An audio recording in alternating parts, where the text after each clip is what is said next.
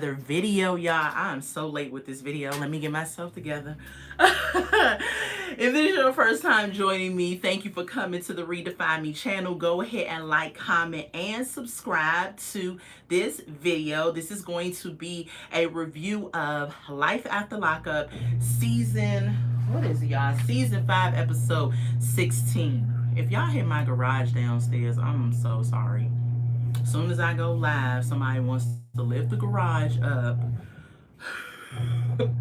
Y'all give them a moment. Hopefully y'all didn't hear that. If y'all heard that rumbling, I apologize. Anyway, so annoying.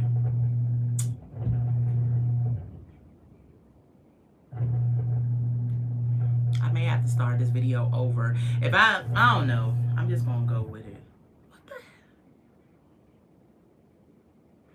Anyway. Alright, y'all. So again, this is Tasha checking in with another video. This is Life After Lockup, Season 5, Episode 15, Pizza of My Heart. Pizza of my heart. Y'all, the holiday time is here, and when family is over your house during the holiday time, child, it just be... I love the holidays. I love it. But anyway, so let's get started. I'm so late with this video because I went out of town. I celebrated Christmas in DC with my family. We were gone for a couple of days, me, my husband. I was able to see my daughter and my family. It was such a good time. If you're following me, you saw that I posted a community picture and we wore matching pajamas, and it was a whole vibe and everything with the family. And so I had a good time, was able to get away. It was bittersweet. I wish I could have stayed longer, but of course, full-time job calls, and so I had to be back here. So I thought about doing the video on location at the hotel, but I just never could find the time to do it because we was doing shopping, the whole nine, a whole bunch of stuff. So anyway, I'm here now to do this video and get it out and review these crazy couples. If I had to rate this episode on a scale of 1 to 10, my rating for this episode would be a 2. A 2. It was a trash episode, and I'm gonna tell you why. It was so many things that happened in this episode that made it a 2. A lot of layers to be pulled back, but I just totally gave it a 2. I'm okay. I'll give it a 3. I'll give it a 3. That's all you're going to get from me, a 3. It was not that great of an episode. Drop in the comments, in the live chat, or in the comments what you would rate this episode and what couple really annoyed you the most. So let's get into this review. If it's a little darker, it's raining here in Georgia. It's been raining all day and it's just pouring and it's just like a really drab day. So I hope my Wi-Fi connection is also really good. I didn't have a chance to take notes. I did not have a chance to take notes, but I'm going to just go off the top of the dome, you know what I'm saying? Because it was such a trash episode that I could kind of remember what happened. I wrote the names down, so I'm going to just refer to the names. So let's get into the couples, y'all. Let's start off with Shawn and Sara. They are back. I don't know why. We TV, please help me understand why Shawn and Sara is back. They don't give nothing. When I mean nothing, they don't give nothing. Why are they back? So they open up, they're at a restaurant. They're sitting down at the table. Shawn reveals to us that he has quit his job. He has opened up his own tow truck business. And the business must not be doing well because we're going to talk about that in a minute. Sara is sitting at the table just playing housewife, I guess. Remember last season she had her boobs done, and then she went and had a tummy tuck. She reveals that she had a tummy tuck as well. She said after having 2 kids, her body has gone through everything and she wants to kind of snatch it back. Shawn is saying to her, "You doing too much. Why do you keep having all of these surgeries?" Because she revealed to him at the table that now she wants to go and get a BBL. I was like, child, what are you prepping for, Sara? Are you about to go and start OnlyFans or be a stripper or what? Why are you doing all this stuff to your body? My theory is that she's trying to get her body all together so that she can go ahead and try to get back with her daughter's father. I still think that's the move. I still think that's the ploy. Remember last season, she was trying to do that and it didn't work out well for her because he was like, I ain't feeling this. So now she's trying to buff up her body and stuff to maybe try to win him back. That's my theory, allegedly. So Shawn is saying, are you doing all these surgeries because they are giving you pain pills? He was like, I do not want you to fall down a rabbit hole again of dealing with being addicted to prescription medication. So Sara says, wow, I can't believe you said that. She says, I do have an addictive personality, but that is not why I'm getting these surgeries. And we're trying to figure out, well, why are you getting the surgery, Sara? Please let us know. So anyway, fast forward, they leave the restaurant. They go to the house, their house. The mom is there watching Sara's daughter, well, her two daughters. The baby now is gotten really big. I feel like she just had that baby. I'm like, did she had that baby last season? But the baby is huge. I don't know. She just got really big, and she has a forehead of hair, cute baby. But I'm like, wow, this baby looked like she would start preschool any minute now. And I feel like she just had that baby. So we see the mom. The mom is in the house watching the kids. Sara comes in the house, and of course, before they leave the restaurant, Shawn is like, "You got it. You a little tipsy." So not only is she drinking, right, but she's also taking prescription medications to help with the pain. And I'm just saying allegedly, but Shawn did bring up that she could get addicted to these things, and that is a concern of his. So we get in the house with the mother. Shawn stays in the car. He's not going to get out of the car until the mom leaves, because he's still beefing with the mom from last season. Remember, the mom helped Sara kind of keep from Shawn that she was communicating with her first daughter's father. She was trying to build a relationship with them and all of that, so she says. So Shawn don't like the fact that the mom kept it from him and did not let him know what was going on. So he's still beefing with her over that. The mom is like, well, I'm good enough to watch his kids, but I'm not good enough for him to forgive me. He forgave you. He ain't going to forgive me. I'm like, yeah, he going to forgive her because that's his wife. Of course, he wants to, sleep with her. So he doesn't care about you. He's entertaining the wife. He needs to forgive the wife. So anyway, she goes in the house. She barely can pick up her child or do anything because she just recently had a tummy tuck. So she can't really move. She says the recovery time is painful. And for the life of me, I don't know why women put their bodies through these things. I know that you want to look a certain way or whatever, but at this point, I feel like get in the gym, work it out, eat healthy, let it come down organically. What you can change. What you can't, leave it alone. And that's my theory. Like, I don't knock people that go and do plastic surgery. I just feel like to the extent of you being in so much pain, to the extent of that you can't pick up your daughter, you can't do regular house things. And then Shawn at the restaurant said, he was like, I can't even enjoy your newfound body or the new work that you're getting because you've been in pain for weeks and months or whatever. And Shawn makes me feel like he got that wandering pain where he'll be wandering around trying to get sex from somebody because she can't give him what he wants because she's in so much pain all the time. So she gets the kids, I guess, and my theory is, well, no, they're at the house, so the mom is going to leave. So Shawn is in the car. He's like, I can't stand that B. I can't stand that B. And I'm like, Dad. He's talking about the mom. He doesn't like her. The mom is saying he's just childish and ridiculous. So they both button heads and they don't like each other. So the mom leaves. Shawn then comes in the house.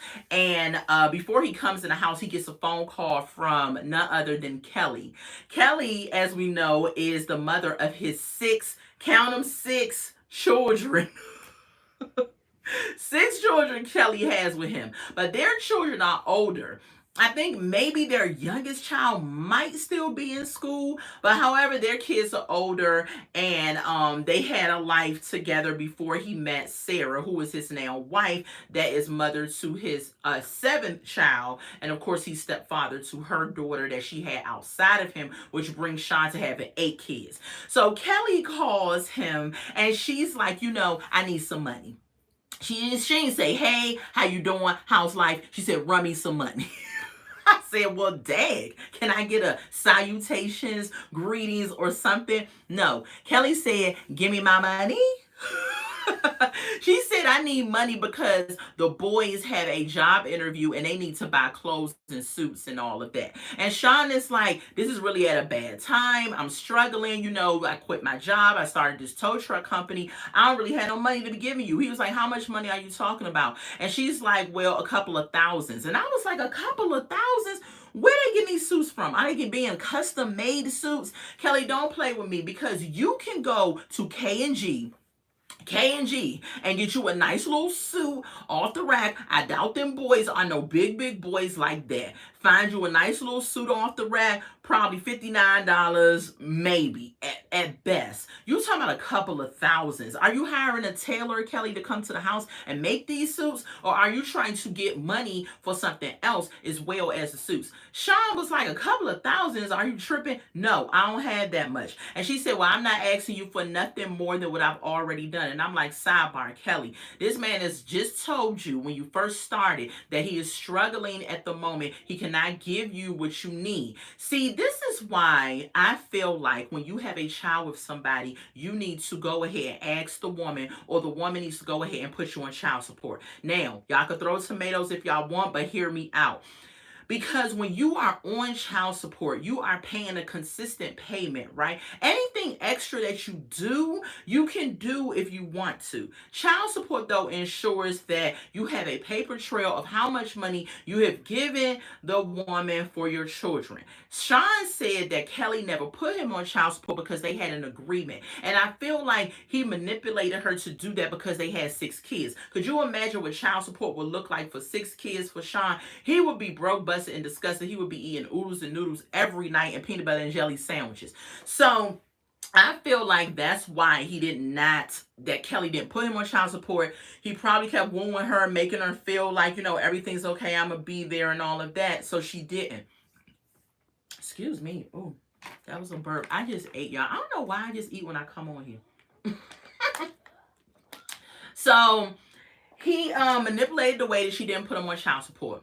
That's their thing, whatever. But now she's coming to you, asking you for a couple of thousands of dollars and everything. And I'm not saying that he should not give them something because he's still the father. Child support, yes, taking care of the child. But I also feel when your children need little things outside of child support, that they should be able to gain that. But I also feel like the woman should be able to set aside a certain pot outside of what they pay the household to keep the children a roof over their head and the utilities and all of that. Outside of that, they should just set aside a little pot just in case they need little incidentals. And if that can't cover it for 6 kids, it probably wouldn't. Then yeah, he needs to kick in some money. But I think at this point, these kids are kind of grown. So I'm just like, what are these kids doing to get money? I know they got job interviews, but I mean, are all the kids not working? Are you still contributing to all of the kids, Kelly? I need to understand. But Shawn was just like, I can't do it. She was like, well, she took it all the way down. Well, what about $300, $400? Whatever you can do. And he was like, man, I'll see what I could do. So Shawn goes in the house, right? He got all this stuff. He got freaking Sara over here wanting to get her BBL and body done and all of that. Then he got the mom over here of Sara that he don't like. He got 2 kids in the house he got to take care of. Then Kelly calling him, asking him for money. He's probably like, oh, this is too much. He got this new tow truck company that is not doing well. And we know that because when Shawn gets in the house, he pulls up his online banking account, y'all. And let me tell y'all something. Shawn had 2 accounts he pulled up. One account had $4 and something in the account. The other account had $1 and something in the account. Shawn has $5 and some change. Shawn can go to Wendy's and get a daggone biggie bag with the money that he had in both of his accounts. I said, oh my God, Shawn. I said, I don't know if quitting the job yet was the right move because, baby, what is going on? Now, I also feel like this was set up and staged because how in the world is Sara having her boobs done, a tummy tuck, and then she's talking about a BBL, and you got $5 with your 2 accounts put together? Please help me understand this. Is the money from the show in a different account? Y'all not showing us or whatever? I don't know what it is, but if you only got $5 to your name, ain't no way she having all this plastic surgery done. Does she have is it on her health insurance or what? I don't know, because I don't even know if Sara works, and I don't think she does. And so how in the world is she making this happen? But at any rate, that's all that happened with them. Nothing major. I don't know why they're back. We could have read about this on Starcasm, or y'all could have texted us and let us know what was happening with Shawn and Sara, because they ain't got nothing going on. So on to the next one. On to the next couple, Lindsay and Blaine. Child, this was so annoying. Lindsay... Okay, anyway, so Lindsay, she's still trying to get this money together so that she doesn't go to jail. She needs $20,000 so she can pay this lawyer so that the lawyer can keep her out of jail. I don't understand how you giving him $20,000. So is $20,000 half gonna go to him, half gonna go to the judge to keep you out of jail? Is it some type of bribing going on? Because I don't care how good of a lawyer you are. If you're facing some time, the ultimate decision is from the judge, not from the fact that you done paid your lawyer $20,000. So I don't understand how that is supposed to work. But anyway, she and Six are talking about they going around collecting debt. Her and Six up here acting like Nino Brown and what was Nino Brown's brother name? Oh my gosh, what was the Jason's lyric dude? What was his name? Y'all drop in the comments if y'all remember. I cannot think. It was Nino Brown and dang, I can't remember. But anyway, her and Lindsay going around like they mob bosses or drug dealers or whatever is going on. So they going around collecting money, saying people owe her money, people owe her debt. She rolled up on this dude, right? They blurred his face, they changed the tone of his voice. When Lindsay walk up to him and she's like, "You got my money," and he's like, "Yeah, I got your money," and she's like, "You know what? I should charge interest. I fronted you this money years ago. You could have put it on my books." Six put it on my books. And he's like, "Yeah, well, you know, here's the money." He gives the money to Six. Six is counting it. He talking about something, it's all there and stuff. They meeting out in Mississippi in the dead of the night, you know, with the high beams on the car on. And I'm like, what the heck is going on? His type of drug bust. So they get the money. He end up giving them I think it was $500. And so she's like, "All right, well, tell the others that I'm coming for all my money." I'm like, "Girl, Lindsay, you couldn't squash a grape. Ain't nobody scared of you." Talking about some tell the others. I was like, "Yeah, all right, girl, whatever." So her and Six get back in the car. She asked Six, "So how much is that?" She said, "How much do we need?" Six is like, "We need 19,500. I said, "Lizzie, you just collected 500 from one person. You know how much money you got left, how much money you need." So then she was like, "Well, we're not going to all get it tonight." That's what Six said. Lindsay said, "Nah, we'll have it in a week." I said, "You going to get $20,000 in a week?" Child, bye. So they ride, right? Six says, "Can she vape in the car?" Lindsay's like, "No, the kids are in here. Let's get out." Now Lindsay want to act like she freaking Mother Teresa of the year. She don't want to vape in the car. She's like, "Let's pull over and get out and everything." So Six is like, "Do Blaine know what you doing?" And she's just like, well, no, you know, he don't know what I'm doing, what I'm up to, and all of this stuff like that. And I'm just like, "Yeah, all right, Lindsay." So fast forward, they get to Lindsay goes to a jewelry store with a friend of hers, and she says that she is thinking about asking Blaine to marry her. And a friend was like, "That's typical Lindsay." But instead of Lindsay going in the jewelry store to buy a ring, Lindsay goes in there and tries to buy a necklace. Now, correct me if I'm wrong. If you want to ask somebody to marry you, aren't you supposed to get a ring and ask the person to marry you with a ring? I've never seen nobody ask somebody to marry them with a necklace. It'd be like, "Will you marry me?" and put the necklace around their neck. That's kind of crazy. And at the same time, Lindsay, how are you in this jewelry store trying to buy this necklace and you have to get together $20,000 for your lawyer? Now, she sits up here and go look at the necklace, and the necklace ends up being like $200. And she's like, "Oh, I could swing that." And I'm like, what? So the guy at the store says, she says, "What's your refund policy?" The guy says, "As long as you don't wear it, we'll take it back." And I'm like thinking to myself, how the heck would you know if the person wore it or not? Like, is there gonna be, is it some type of, as soon as it gets on your neck, like the piece on it makes a little dot or something? I don't know. Like, how the heck would you know that? So Lindsay is like, all right, so I guess she buys the necklace. She says to her friend, "I don't even know how to ask him to marry me and everything and all of that." And the friend says, "You know, well, tell him you want to spend the rest of your life with him and be his wife and all of that." And she's like, "Yeah, okay." I hate when women do this. I know we live in 2023, but stop asking men to marry y'all. Stop doing that. If a man wants to marry you, he's going to marry you. He will do it when he's ready. He would do it when he's certain. He would do it when he knows, because women are emotional people. We fall in love with a guy very quickly than a man will fall in love with a woman, in my opinion, right? And so if we had to sit up here and ask a guy every time we felt like we had a connection with a guy to marry us, sure, we'd be asking somebody every other week. It's just, to me, some people are traditional like that, and I'm one of them. That's one of the traditions that I feel like should always be a thing. The man should always ask a woman to marry him. That's just the way I feel like it should be. Women just wait, and if you feel like he wasting your time, Get out of the situation. But Lindsay and Blaine, and she brought up a point, and I was like, this is so ridiculous. So she gonna ask him to marry him because if she marries Blaine before she may go to jail, then he will have rights over Molly, and Molly will be under him. He'll be a guardian for her so that she don't end up just being out there without a parental figure. And I'm like, pause. Didn't you have a conversation with Molly, and Molly told you that she didn't want you to marry him?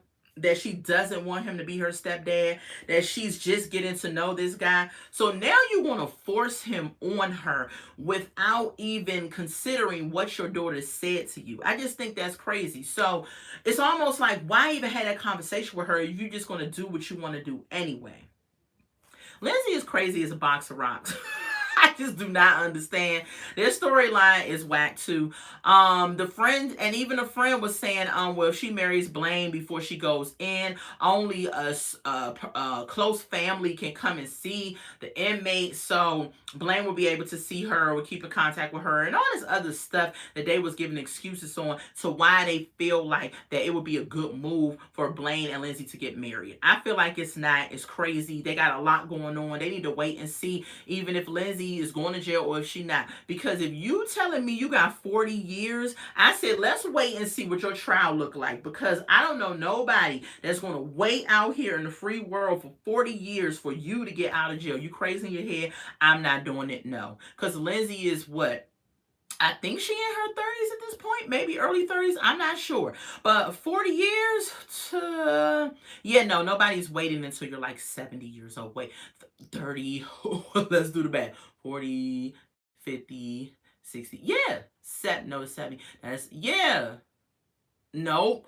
That's the rest of her life, basically. She ain't gonna be out. Nah, she's probably gonna die in there at 40 years. If she is in her 30s, yeah, she's gonna be in there for the rest of her life. And that would be unfair for her to sit up here and have Blaine waiting out on the free world for her for 40 years. But nothing, that's all that happened with them. I don't really like them anyway as a couple, again, because of what they did last season. I feel like they used Deontay as a black man, as a pawn to get them on this show. Then move him out of the way, the black man, while this couple came and made a bag off of him. I don't like the way that happened. That is my opinion. That's just how I see the situation. Don't really care for Lindsay and Blaine, but that's all that happened with them. They on the show, so I'll bring them up if they pop up, if, you know, it is what it is. So anyway, yeah, she would be in there for 40 years, and she'd probably be old, decrepit, and probably die in there, because nobody's going to be waiting.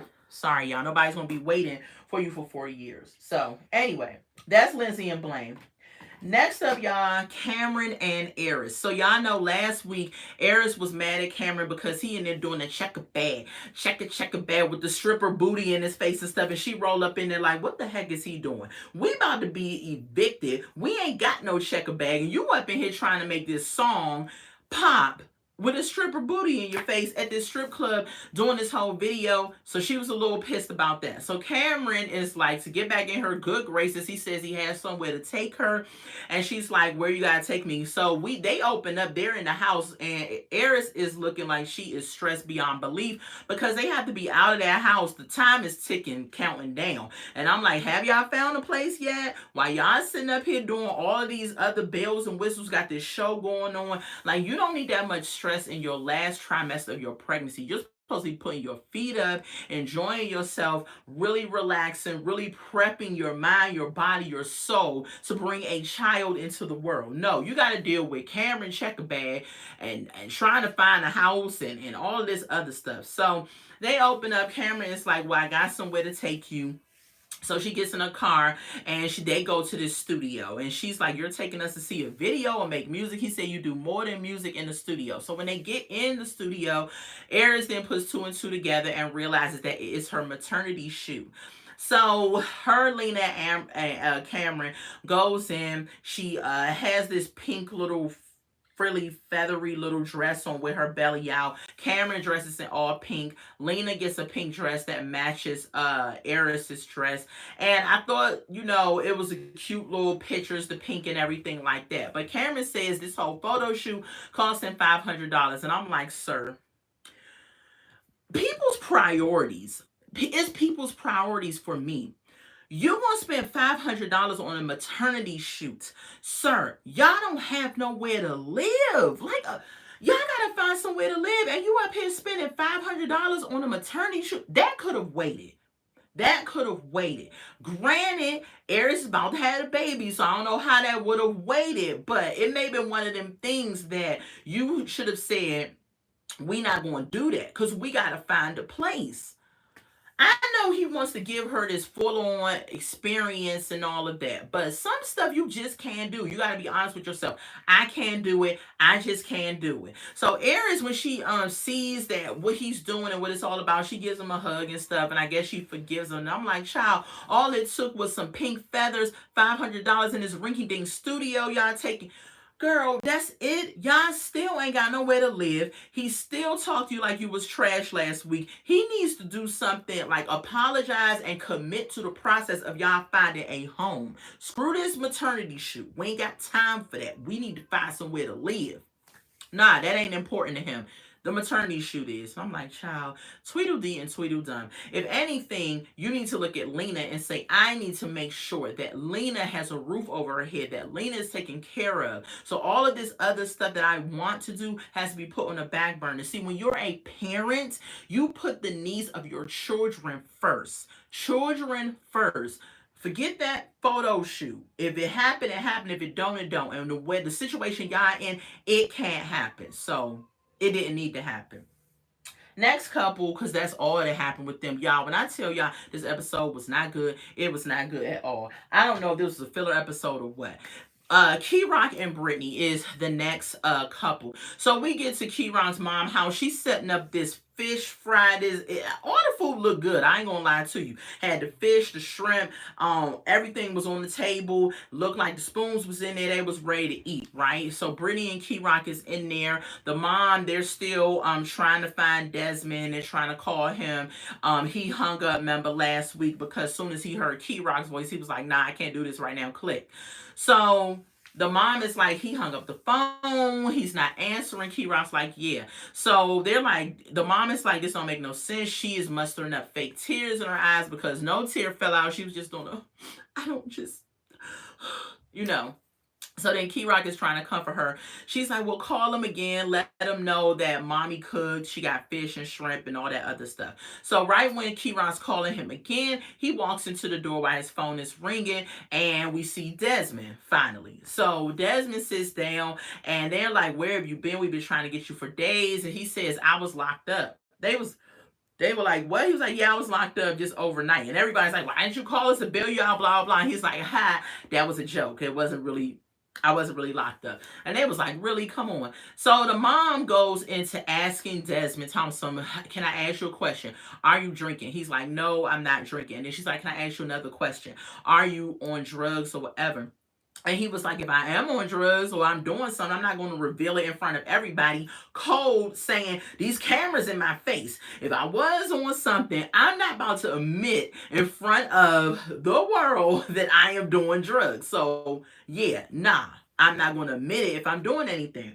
So the mom just goes into this dramatic presentation and she gets up and she feels away. She starts crying or whatever. And she walks away out of the room. And Desmond is like, she needs to understand that she's my mom and not my wife. I'm just out here, hanging out, having a good time. I ain't doing nothing. But you could tell if you looked in Desmond's face throughout this scene that his eyes look a little dilated or whatever. So if he is, in my opinion, doing something, allegedly, but in my opinion as well, he possibly could be doing something. His eyes wasn't as bright. He didn't seem as alert. It was just a lot in his face that I could see.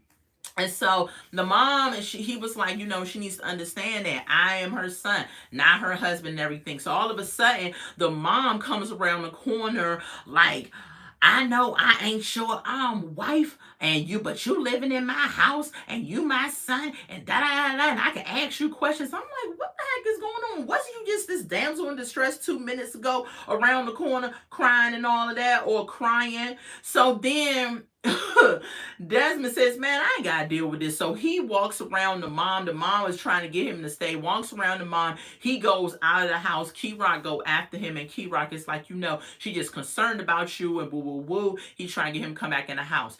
And he comes back in the house. He's like, man, I'm about to just go. And then Key Rock is like, nah, you want something to eat or have a cigarette. Let's sit down and talk or whatever. So he says, all right, I'll have a cigarette and everything like that. So then, when he gets that, I think that's when the mom came around and was doing the most. So when he walks out of the house, then Key Rock walks after him and he starts talking about, we're really close. If you need me, you can lean on me. If you need to drive my Benz, you could drive it, but I'll be with you. And I'm like, child, how is that helping this man? And sidebar, this situation is really ridiculous because here you are with this guy that clearly has an addiction or an issue.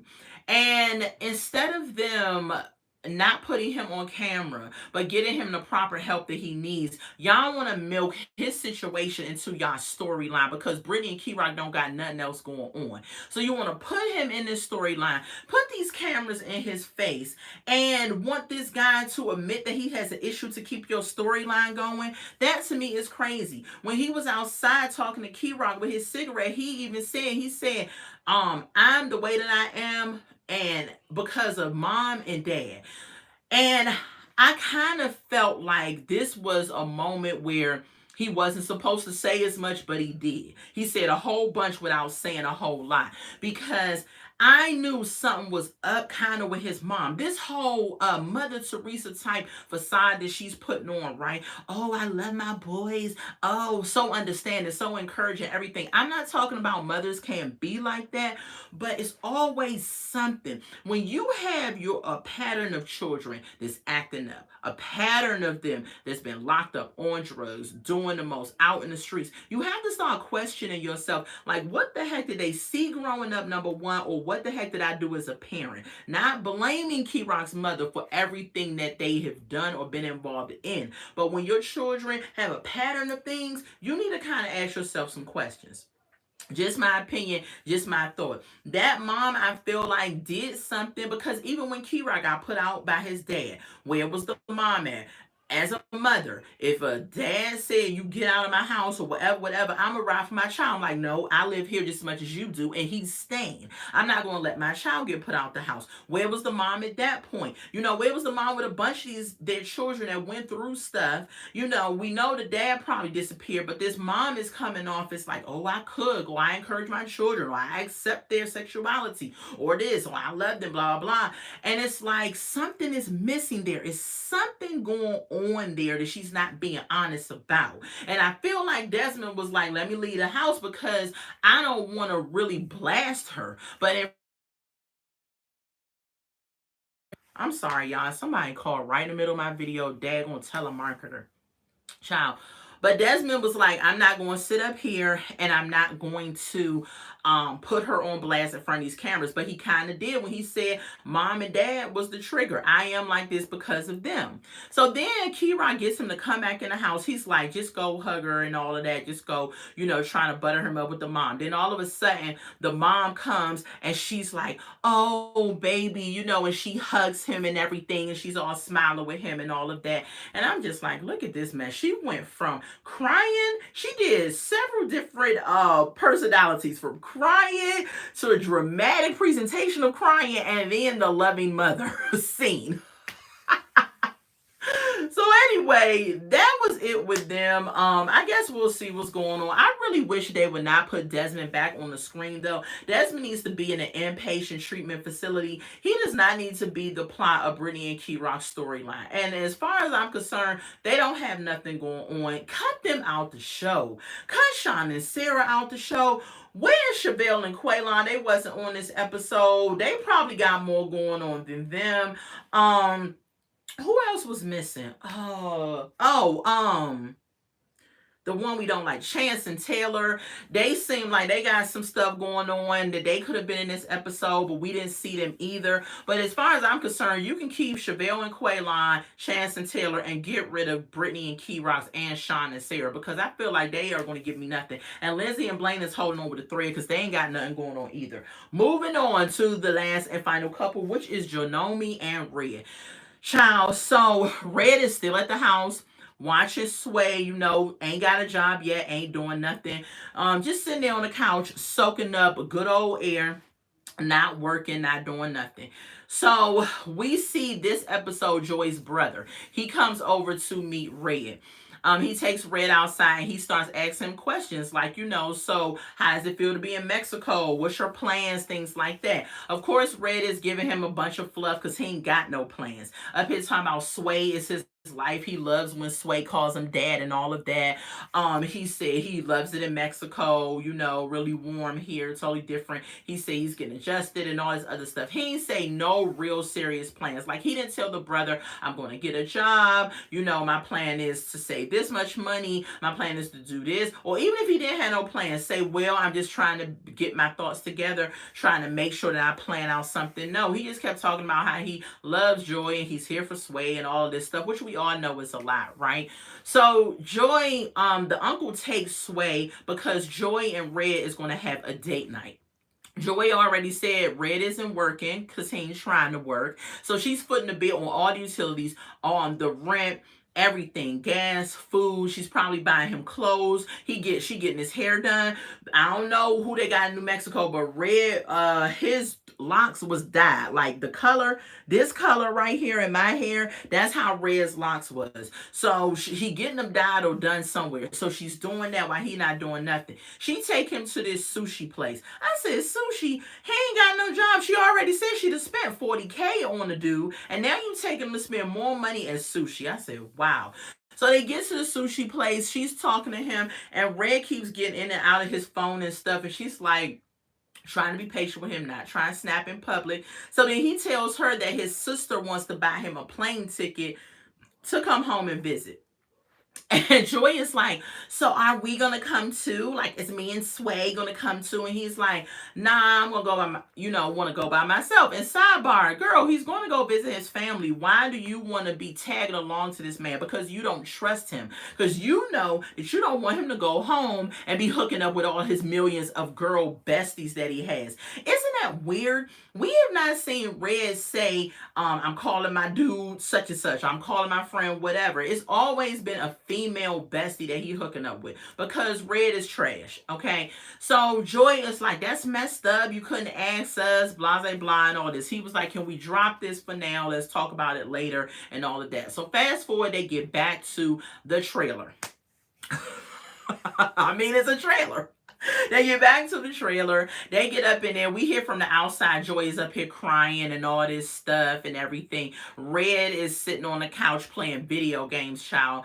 And she's up here talking about why? No, I guess he was texting girls or something. I don't know. She was like, why do you keep texting girls? And he's just like, man, he was like, I can have friends or whatever, something he kept saying. And he was like, I'm trying to figure out the solution to this. She's like, the solution is to stop texting girls.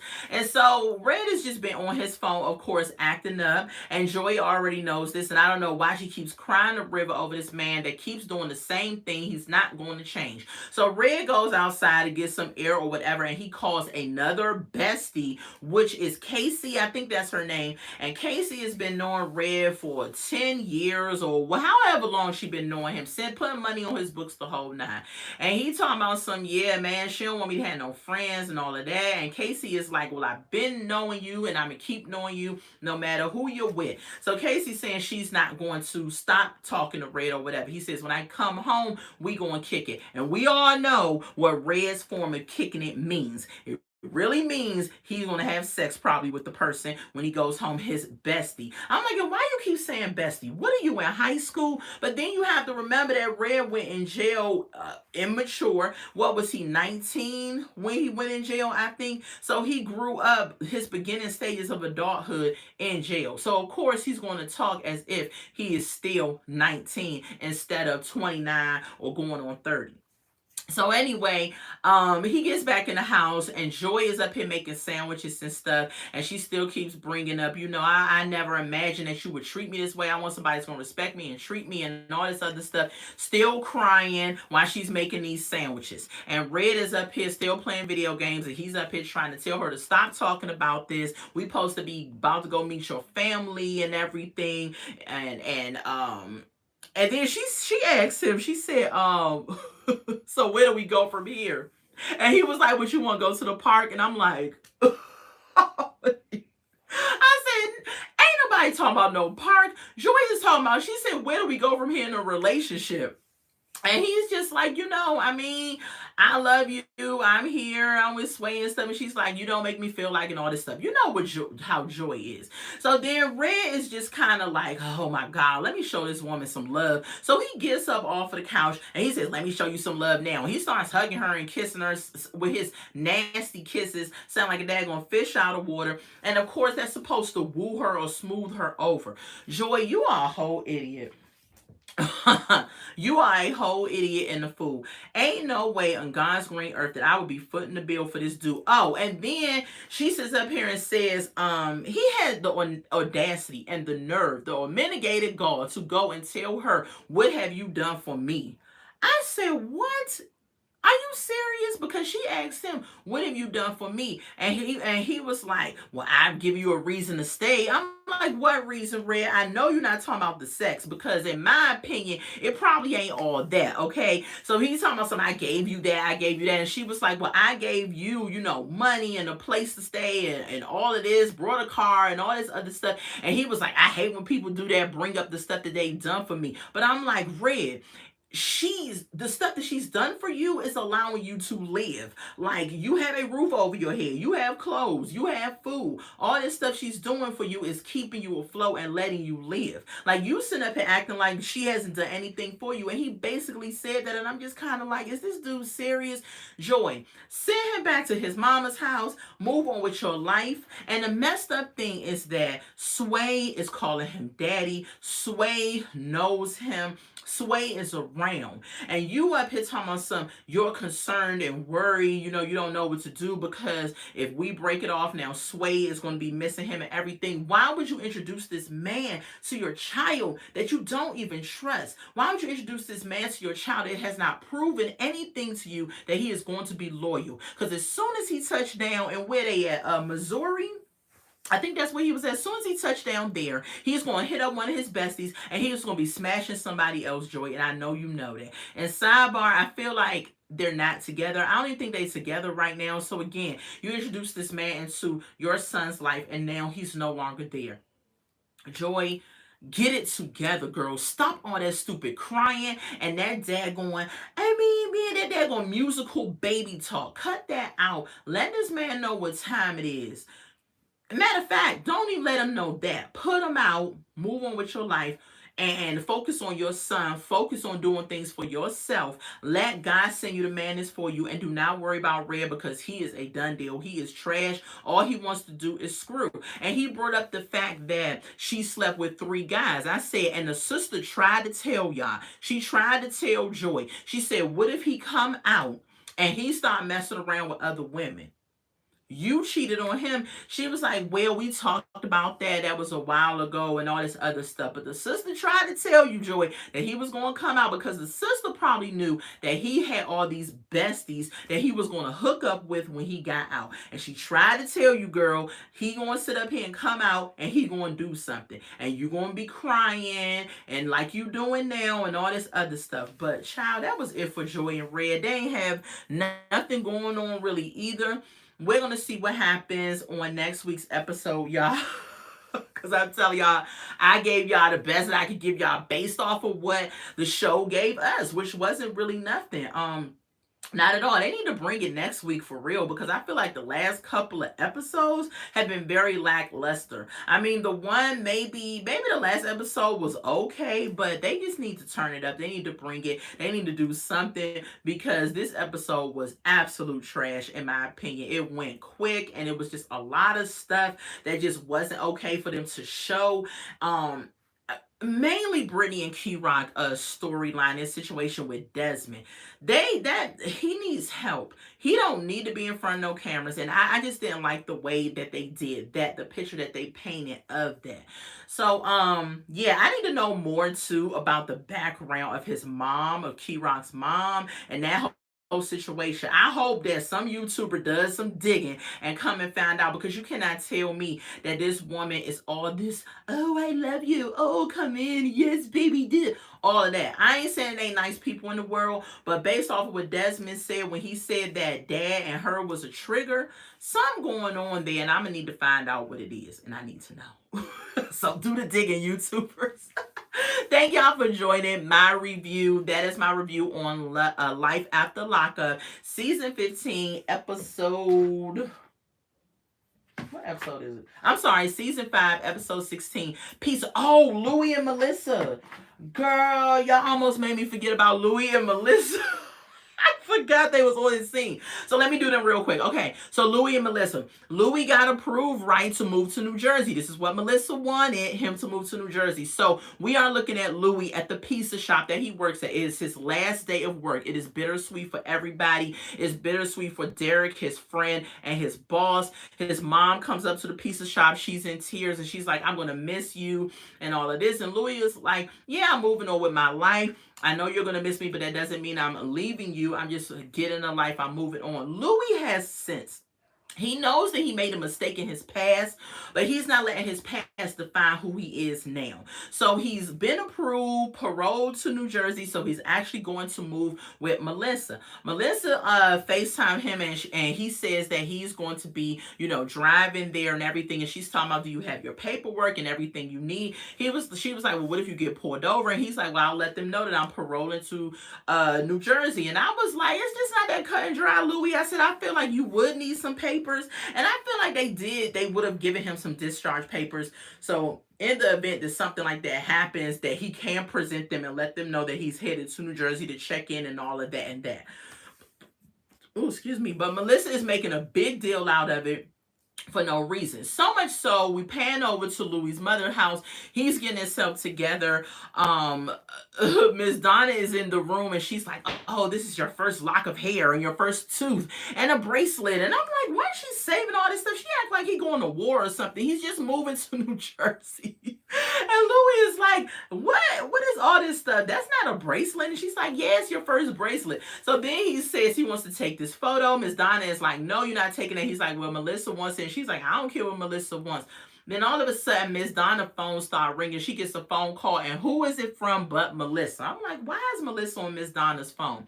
Melissa gets on the phone, and she's like, yeah, I know we don't see eye to eye, Miss Donna, but I'm concerned about Louie traveling to New Jersey alone. Sidebar, he already done it, Melissa. Why you sitting up here acting like it's something that he hasn't done? I believe the first time he went, though, he ended up flying or whatever it was, or if he could fly. I'm not even sure if he could fly, but either way, he's already been to New Jersey. So stop making it seem like he's going to have issues if he comes this time.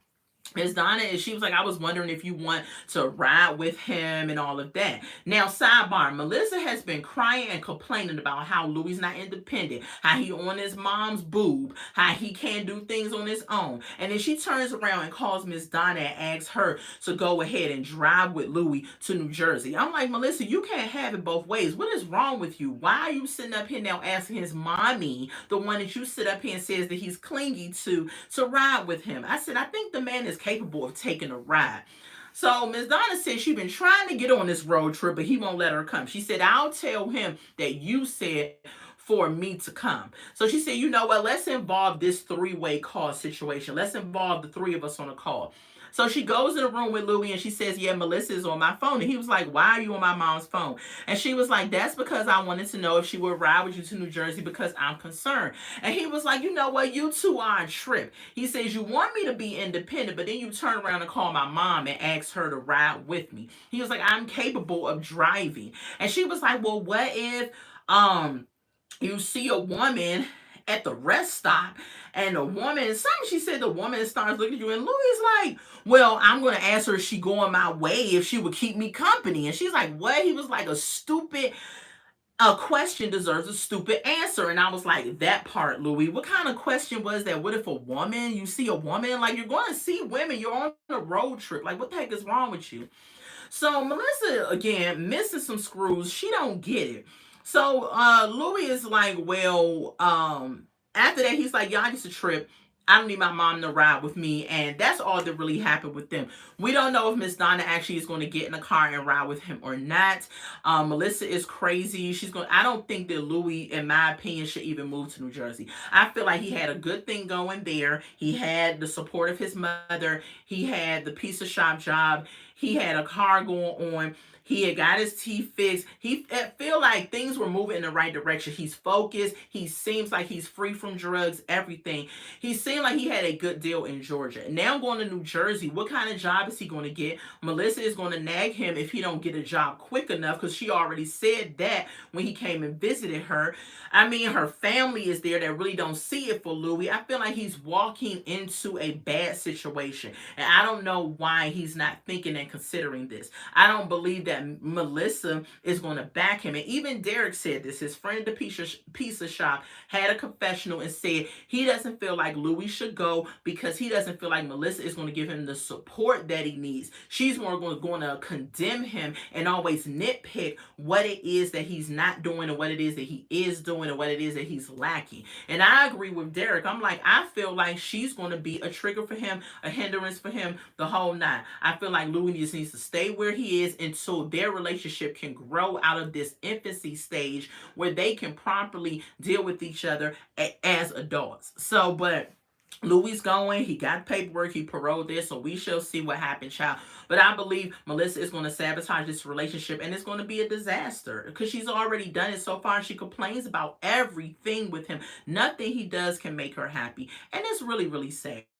But anyway, y'all, that's my review. Almost left out Melissa and Louis. If it's your first time joining me, welcome to the live. Welcome, replay watchers. Welcome to the Redefine Me family. Go ahead and like, comment, and subscribe. And I will see y'all again, which is going to be for this week's episode, which is on Friday. It comes on WeTV. It comes on at 9 p.m. if you want to tune in so that you can be there for the lives. I normally do my lives on Sunday at 3 p.m. But again, I was out of town and I could not. Sunday was Christmas Eve and we was doing like a family Christmas Eve party and I just could not get away to get the video out there. I hope y'all do understand that part. So go ahead, share the video, make sure your notification button is on so whenever I go live you can be in the loop and you can be on the live as well. I love y'all. Thank y'all for rocking with me. Go ahead and let me know what you think of this episode. Bye.